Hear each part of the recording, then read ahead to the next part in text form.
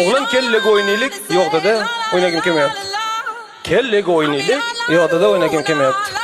Kel dedim senga. Xo'p. Men bilan majburlikdan Lego o'ynayapti.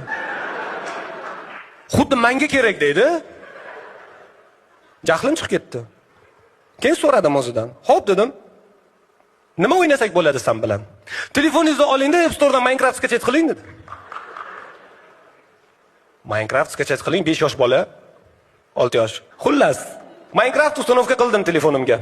Endi nima qilamiz o'g'lim desam, Wi-Fi dan kiring, meni uyimda o'ynaymiz. Stop.